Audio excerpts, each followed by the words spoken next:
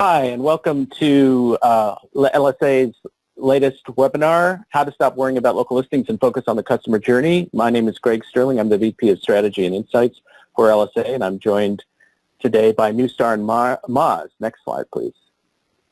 So speaking today will be Dave Turner of Neustar, Jamie Cantor of Moz, and then I will be basically just doing moderation and Q&A at the end, and I'd like to encourage people, as they're hearing the speakers, to jot down questions, submit them, and we'll have a nice opportunity at the end with these two experts to talk about all your most difficult local data and listings management, online presence management questions next. So the webinar will be available in rebroadcast usually within 24 hours. Probably tomorrow you'll get an email follow-up and the recording of the webinar. It's also housed on our webinar archive, where you can go back and look at any of our past webinars on different topics, thelsa.org, and you can just check it out there. Next slide. So this is the part of the program where I have to do some shameless plugs. We've got two events coming up on local SEO, location data management, and related issues, one in New York, October 11th, and Seattle, November 9th. This is for agencies. It's called Locology. We're going to have some great stuff, great speakers. Next slide, please. Google, Facebook, Microsoft, Yelp, MailChimp. Moz is also speaking. So it's going to be a lot of the core issues that local marketers deal with every single day. Should be a very good event, so you can check that out at lsalocology.com. Next slide, please.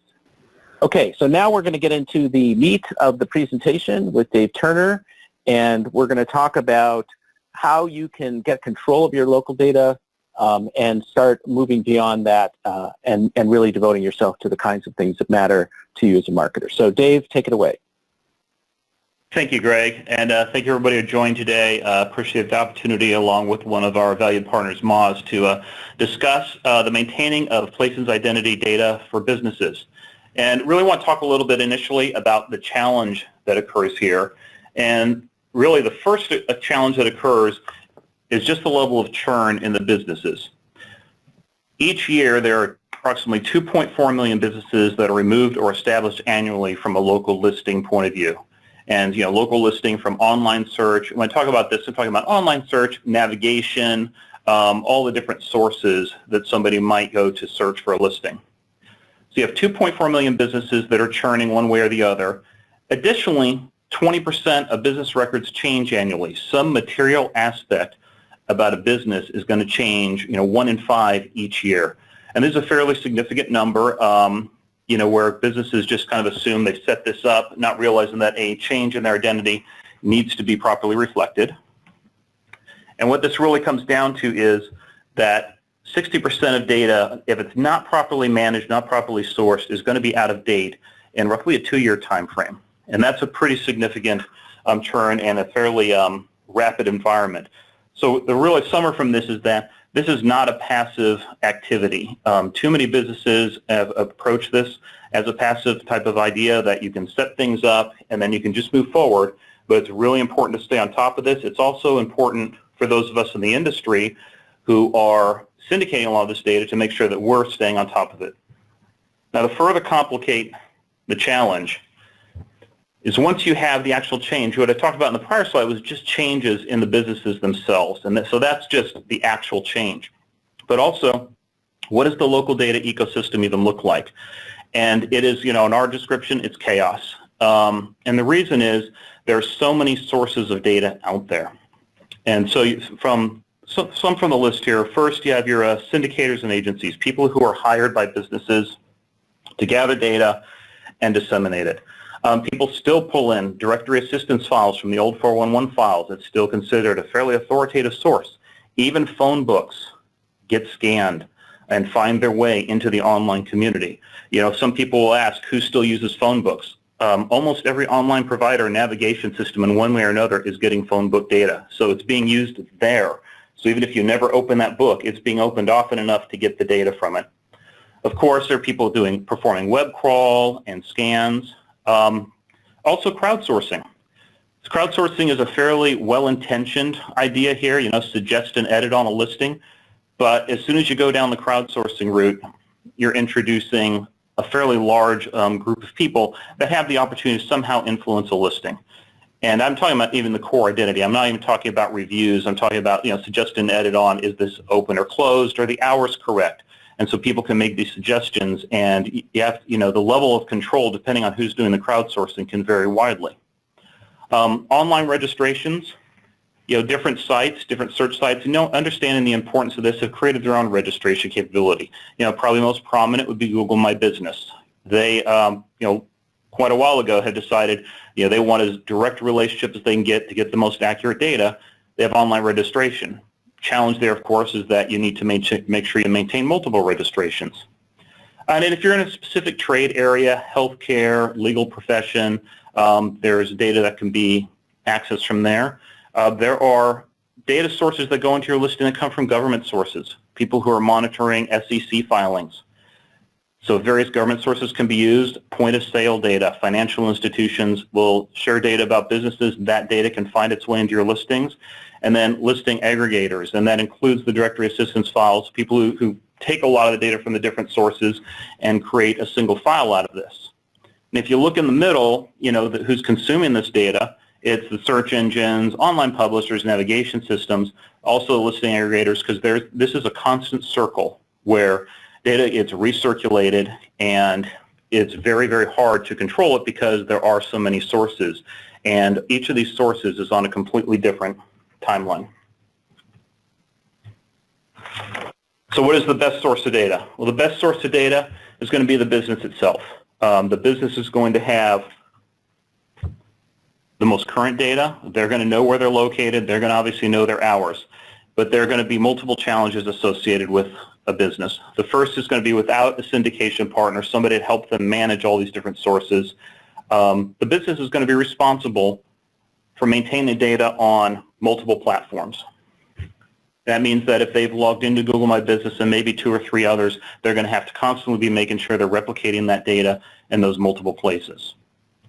The next is, bad data, they can overwrite it on the select platform, but it's still out there. So there are solutions where you can say, ignore everything else you're hearing. I've got the authoritative data. Let's make sure we suppress that data. But notice that the people who are suppressing aren't necessarily eradicating it, aren't going back to the original sourcing and making sure that that's correct. So it's critical that if a business is going to manage this itself, they also have a partner that takes an omni-channel approach, goes out to the widest variety of sources, but can also identify sources of bad data back to the business so that they can partner to go in and clean it up. Businesses do not have a good track record of maintenance. Many of them set things up with a lot of enthusiasm initially, and once that's set up, they're going to be very slow to maintain it and not realize the importance of maintaining it. It's just some anecdotal situations we've run into here at Neustar. You'll hear very frequently when we talk to small businesses, we like to go out and talk to different small businesses, and one of the most frequent things we hear is, I'm set up on Facebook. As long as I'm on Facebook, I've been told I'm fine. And not to disparage Facebook by any means, that's certainly valuable to a business. From an online search point of view, it really isn't that valuable.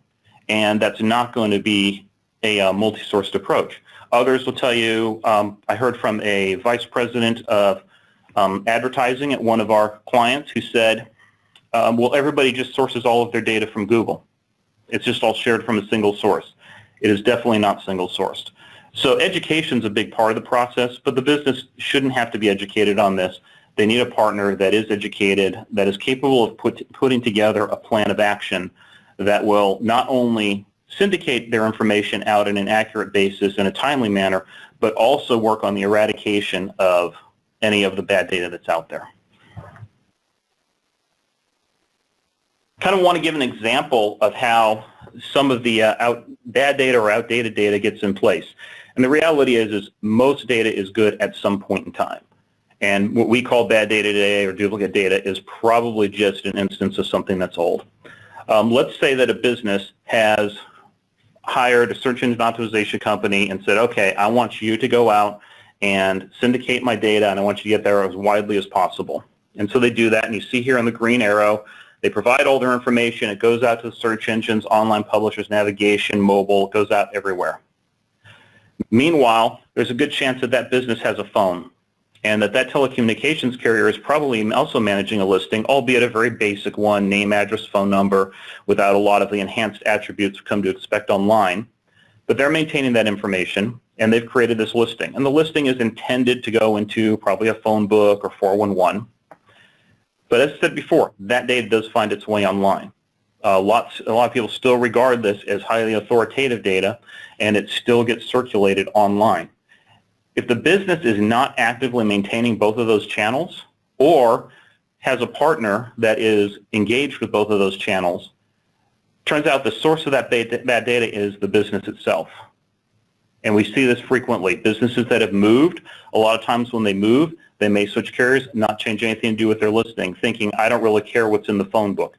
You need to care about every single channel. The reality is there are no insignificant publishers. Every single publisher out there is going to be sourced by somebody else because everybody is looking for as much data as they can possibly achieve. So why does it matter? Consumers, 71% of consumers had a negative experience from some incorrect business information in the last year. Wrong phone numbers, visit a business that doesn't offer the right services. Certainly hours of operation are one of the trickiest to keep right because those can vary so much throughout the year. And then visited a wrong location. New business has come in and they've gone to the wrong store for whatever reason. Again, it's a scenario where somebody has moved and not everybody has picked up on that move. And even if you go out to some of those primary sources, the primary search engines, you still haven't fully handled everybody, and going all the way down to car navigation systems, making sure that you're really looking at every single channel possible. 80% of those consumers are going to lose trust if they see something incorrect in that listing. And more often than not, they're going to blame the business rather than the directory. Certainly that people will complain to directories. They'll go out to a suggest an edit type of service to try to correct something in that directory, but there's a good chance that they're going to hold the business accountable for the inability to keep the data current. And that bad experience is going to, no matter what else happens at that place of business, that bad experience is going to carry forward. The other big thing that's really emerging today is 53% of search is mobile. So if you think about search going back a ways, websites were critical. And people would go to the search engines, they pull up a website, that's how they get information. Even the most mobile-friendly website is still not as friendly and as was typically displayed now on a mobile app when you search a business. It is most likely going to pull up the listing data. If for no other reason, people are frequently now using navigation systems. How many of us, when we want to find something, we don't pull up a search engine, then ask for directions. We go directly to the navigation system and perform that search. So it's critical that every single navigation system be up to date in a timely manner. So really with the increase in mobile, that has made the accuracy of listing data has become even more paramount than it was even 5 years ago. And finally, what do consumers search for online? They look for location, certainly directions, but they get into products, prices, reviews. A lot of information we have here on what people are looking for, but I think the core point is that if the base information about the business, where is it located, what's the phone number, what's the name, and the basic services in terms of hours of operation, those things are not correct. Everything else you layer on top of that information is not going to be meaningful. And so getting the listing information correct is going to be of paramount importance. That's why it's important that a business find a partner that is going to take care of that because, let's face it, a business is not going to become an expert in it. So find a partner that can handle the omnichannel aspect and make sure that that core identity for that business is accurate everywhere so that they can focus on those higher level functions in terms of promoting their businesses. So with that, I'm going to turn it over to Jamie from Moz. Yeah, thanks, Dave. Good morning, everyone. It's still morning in Seattle where I am, so I will still enjoy a cup of coffee while speaking to you, but I understand it might be afternoon where you are. So wanted to start with, I guess, a transition from, okay, that sounds like a pretty important reason or set of reasons to actually get this stuff right. You know that folks will blame the brand or will blame your client for bad data. And so now it's incumbent upon you to actually thwart that bad data, but then, you know, there's this gap of, okay, what do we do then?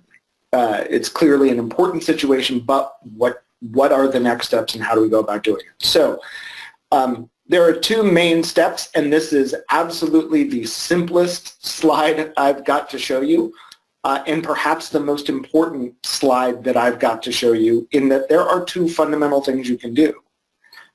Step one is continue to publish good data. You heard Dave talk a lot about this, where there are a variety of sources of your data, regardless of whether you are keeping up or keeping track or publishing that data.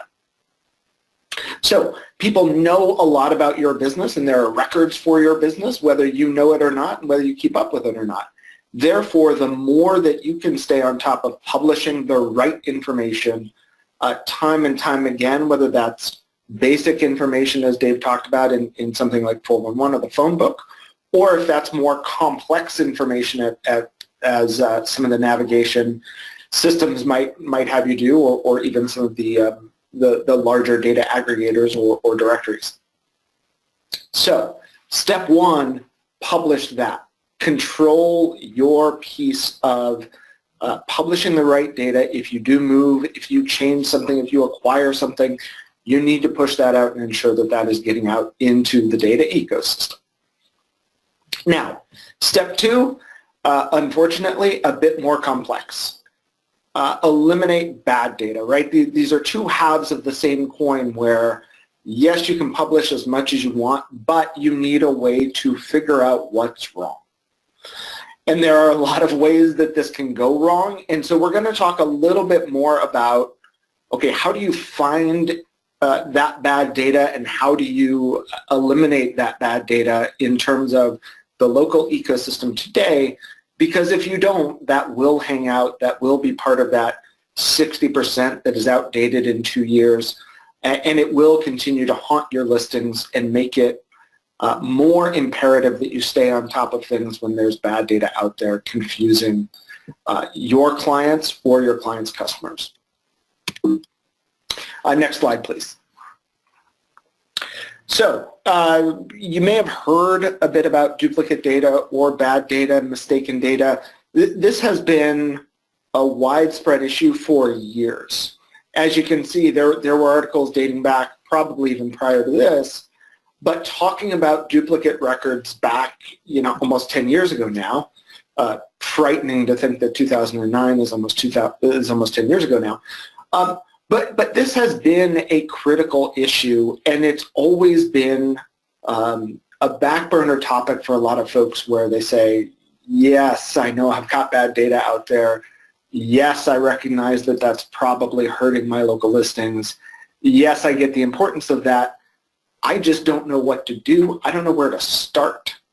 And so a lot of folks have probably pushed this to the side, have not necessarily taken care of bad or duplicative data because they didn't know how, or they didn't know where to go to start. And that is critically important. And so we're here hopefully to help you figure out where to go next. Next slide, please. So first, if you are going to do this yourself, and if you're going to pay attention to these things and try to fix these issues yourself, it's critically important to know how they're made in the first place. You heard Dave talk about a few of these, and I'll go into a bit more detail, but I don't want to belabor these. But there are three major categories that we see that create this duplicative or bad data. One is user-generated. Dave talked about crowdsourcing data, suggesting edits, etc. Obviously, those are people that are well-intentioned. They are trying to provide the right update on business, and they are trying to help the rest of humankind to understand what is right about this business. However, sometimes that can also be as casual as attempting to check in at a business on a social media platform of some sort not doing an effective search, or that social media platform not having accurate information, so they create a new one that actually duplicates the data. That makes it harder for search engines to actually find the correct business. So user-generated, while certainly helpful to stay current and accurate at times, can also just open the floodgates to a bunch of bad data to enter the local data ecosystem and therefore confuse Google and Bing and Yahoo and all of the other search engines as your customers try to find you or your clients. Data conflation, this is something a little more technical on the back end, where as Dave was talking about, there are various sources of data. And at times, the search engines that are trying to replicate the right information for these businesses, they may find different variants of the same business, right? They find an old address with a new phone number, or they might find a new URL with an old named listing. Those sorts of things can conflate the data, meaning bringing in different pieces that don't gel with each other in a right way. Therefore, you have essentially a Frankenstein listing of this piece from over there, that piece from over here, and you get an inaccurate listing that doesn't actually match your data at any point in the past. It's really just a combination of these various pieces. That can be hopefully mitigated by, again, publishing good data, getting rid of bad data. And then finally, Dave talked a little bit about this as well. If the business changes any of its information, that old information is going to remain until you do something about it, right? That might mean going to the phone book, to the government records, to whatever those various sources were of that data in the first place. If you don't change those will continue to publish the old data. This is going to be especially important for those of you who grow through acquisition. If you move into locations that were previously something else, for example, in the hotel industry, you may actually be changing from this brand of hotel to another. Restaurants, that would be also critically important, where a new restaurant moves in to an old restaurant's location. If you move, if you try a rebrand, all of these things will probably produce more duplicates, and therefore you need to stay on top of it. Next slide, please. When we look at some of the Moz data and looking at our Moz local platform, so this is just data that's internal to Moz, we've actually seen the number of duplicate listings for an average enterprise to be around 3,500. So for those customers that we've signed up, we find a lot of duplicates with our duplicate detection algorithm.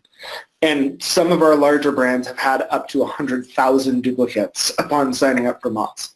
Now, while I'd love to say that is just probably specific to Moz, I doubt that that's the case, and I think that that is probably reflective of just a larger issue in this ecosystem that we've talked about today, where there are a lot of different sources of correct data, some of which may be old, some of which may be simply crowdsourced, etc. But it's critically important to get a handle on that. It's critically important to make sure that that data gets corrected and that you can eliminate some of that bad data, because clearly these are high numbers of potential duplicate listings for you. Next slide, please. So, duplicate listing management, this is not a commercial for Moz. I don't want to use it as such. There are a few different ways that you can do this. One, the most simple, yet the most time and effort intensive, is to go out and check all of those listing sources yourself. You can absolutely do it. There are people that do that. They pore over the data ecosystem. They go and they do this themselves. They request closure on bad data. They make sure that everything is up to date. That is a perfectly good, solid way to go. but you have to be prepared to invest the time and the energy to do that. It's hard. It can be frustrating. When I talk to folks that have done this, they say, it's great when you find one of these, except then you go through a process, whether that's a phone call or fill out a form. You submit it. You tell these folks, hey, I need to get rid of that data. And they tell you, check back in 2 to 6 weeks, and we'll let you know if it actually happened. And sometimes you'll check back in 2 to 6 weeks, and it won't have happened, and then you have to do it all over again. So there's some frustration. There's limitation, yet it's quote-unquote free because it's just your effort and your time to actually go out and do that. Another potential solution that Dave alluded to is something called duplicate suppression, which is an automation that involves a series of redirects such that you make some cosmetic changes at various websites so that the customer or the end searcher has a better experience when they're looking for your business data. This is a good temporary solution. It's fine. The difficulty, as Dave alluded to, is it doesn't change the underlying issues. The underlying issues, the bad data will still be there. It simply provides a good temporary user experience to redirect or avoid those. So good cosmetically, not good in terms of getting past the superficial. What Moz has done, and I know what's critically important in Neustar Localese as well, is really go to the bottom of the issue and try to eliminate duplicates in a fundamental way. So instead of relying on temporary fixes, instead of relying on you and all of your efforts, we try to provide, and we believe that it's the right thing to do, to provide a deeper dive into duplicate listing management and ensure that you can not only detect duplicates in an automated way, but also to close those in an automated way, which reduces your effort and time burden significantly versus doing all of this yourself. And as Dave alluded to, we believe, based on our experience and our knowledge, that the right thing to do here is to go through a deep cleansing process to make sure that you can truly get rid of some of this bad or duplicative data to ensure that you get the most out of your local search efforts as you can. Moz is one way to do that. Your own effort is another way to do that. Neustar Localese, we partner together to eliminate duplicates, so we have a good working relationship when it comes to getting rid of this bad data. And certainly we highly encourage you to do this to benefit your own business. And of course, we're happy to help if you want us to. Next slide, please.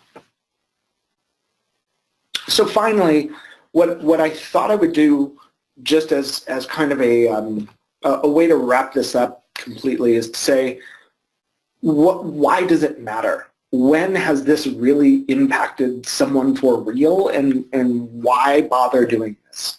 I know if you're sitting out there and you work for a large brand, or you work in an agency and you work with clients, everyone's going to come back and say, like, sure, what does this get me? Well, why would I bother with this? What's it going to do for me? Bridgestone, one of our Moz local clients, did a webinar with us last year, and they shared some awesome information about just the benefits they saw overall for their business. So they saw a huge increase in Google Map views, big increase in organic traffic, in conversions. And one of the things that I like to see here is they eliminated over 6,000 duplicates over that time. Now, it's hard to associate an exact number of duplicates eliminated to increase in conversions, but when you look at the overall impact that they saw, there's got to be a huge impact of eliminating those duplicates along with publishing that good data. So when we talk about this local ecosystem, when we talk about local search, it's not just about let's clean up data. It's about let's clean up data so that you can realize the business impact for your brand or for your clients. That's what everybody wants here. And this is a means to that end, is to clean up everything in this ecosystem so you maintain search accuracy, that you maintain your customers' trust, and you don't actually get blamed for having the wrong data out there, because that is certainly what searchers will do if you get this wrong. With that, I will turn it back over to Dave, and I will be silent for a moment. Thank you, Jamie. So appreciate all that, and certainly appreciate all the work we've been able to work on together in terms of that the duplicate suppression. Just to summarize, just a few key points from this is in terms of managing your online presence. First, the active manage of listing data. Making sure that all of your data is current, and then if you're very proactive about it, is always going to be critical. Jamie had discussed, you could do this yourself. We recommend, regardless who it is find a syndication partner, because that syndication partner is going to have the various channels that are required to get your data out to the maximum number of places. They can help you with duplicate suppression and cleanup. They're going to do this more efficiently, and this is not going to be the core business of most of the businesses out there, so that you can focus on what your business is really about. Make sure you consider that omni-channel approach. Just overriding bad data doesn't really solve the problem for you. So make sure that you're considering all channels, and any part that you have is going to consider all channels, and keep listings current. There's very little maliciously bad data out there. It does certainly exist, but most of the bad data out there is just outdated, and that currency and timely distribution is the key to success here. Thank you. So thank you both for your excellent presentations and discussion. We will send out the materials tomorrow together with follow-up contact information. It was really good stuff, and join us for our next webinar in the future. And thank you both. Everybody have a great day. Bye-bye, everyone. Good.